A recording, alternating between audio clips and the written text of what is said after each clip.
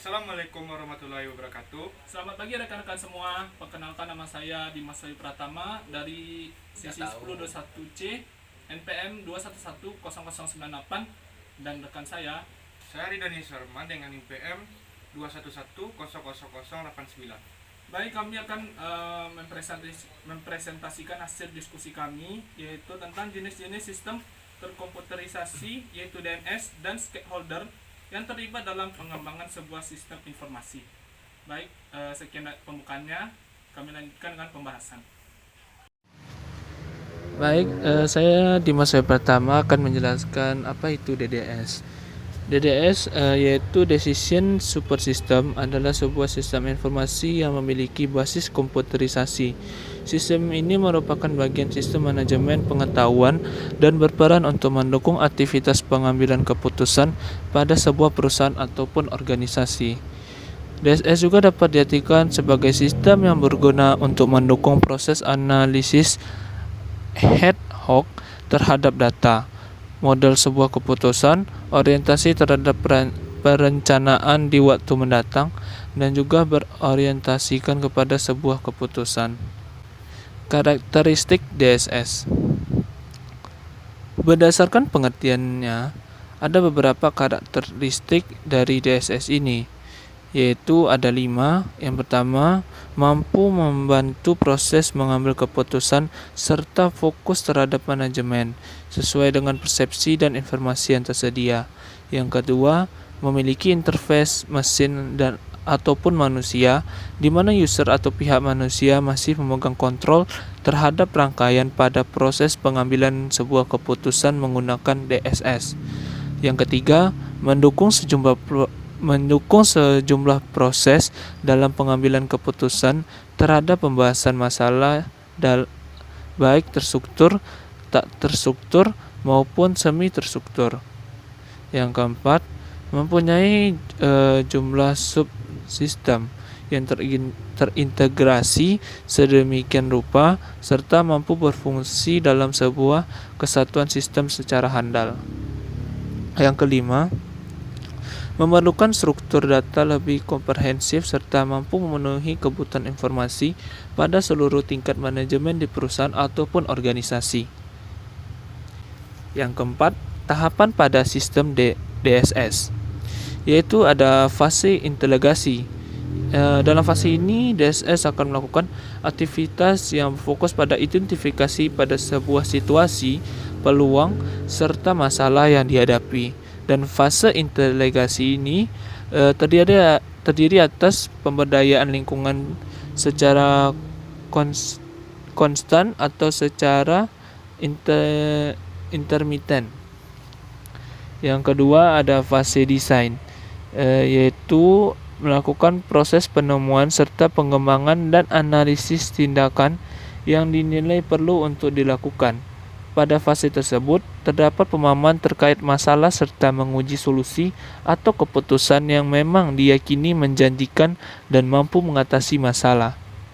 Yang ketiga yaitu adalah fase pilihan, yaitu fase pilihan akan melakukan kegiatan terkait pengambilan keputusan dengan lebih kritis. Dan di tahap ini pula, organisasi ataupun perusahaan akan menciptakan sebuah keputusan nyata serta mengambil komitmen untuk mengikuti suatu tindakan tertentu.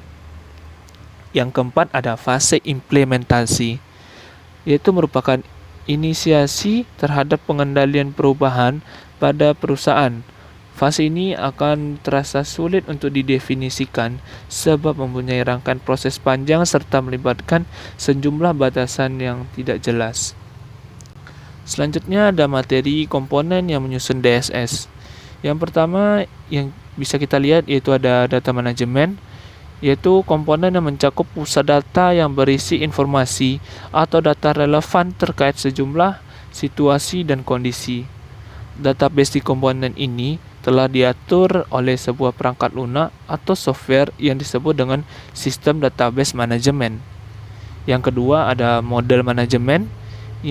Model ini melibatkan model keuangan dan manajemen sains statistikal serta sejumlah model kualitatif, dan karenanya adanya komponen ini membuat DSS memberi kemampuan analisis terhadap sistem maupun kebutuhan manajemen di sebuah perangkat lunak.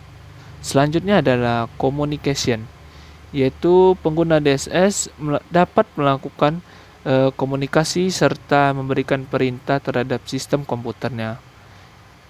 Yang keempat ada knowledge management, yaitu manajemen pengetahuan adalah komponen yang sifatnya lebih ke opsional. Alasannya karena fungsi subsistem ini ialah mendukung komponen lain serta mempunyai tugas untuk menjadi komponen yang dapat berdiri sendiri. Baik, itu materi yang dapat saya sampaikan. Selanjutnya materinya akan dibacakan oleh teman saya, yaitu Ridani Suherman. Baiklah, saya akan melanjutkan materi teman saya, yaitu 3 jenis DSS dan kebutuhan informasinya. Yang pertama, DSS untuk keputusan bersifat terstruktur.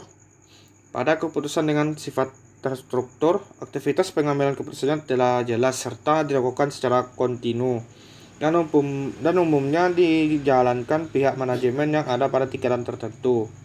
Karenanya diperlukan informasi lebih spesifik, terjadwal, sempit, serta real time terkait detail internal dan interaktifnya pada penggunaan DSS ini. Selanjutnya, DSS untuk keputusan bersifat semi terstruktur. Pada DSS jenis ini semi terstruktur, sebagian keputusan ditentukan oleh komputer, sedangkan sebagian lainnya didasarkan oleh pertimbangan pihak yang mengambil keputusan.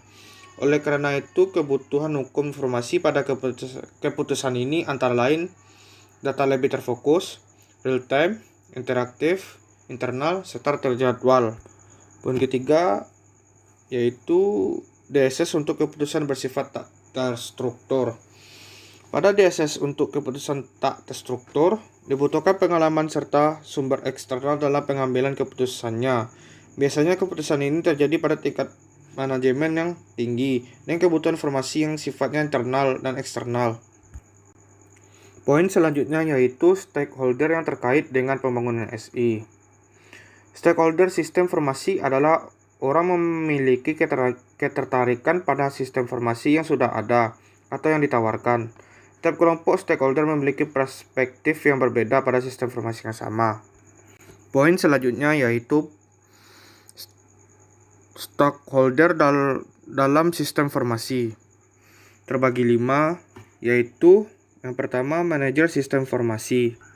Manajer dalam Departemen Sistem Informasi memiliki peranan secara langsung dalam proses pengembangan sistem jika organisasi yang ditanganinya berskala kecil.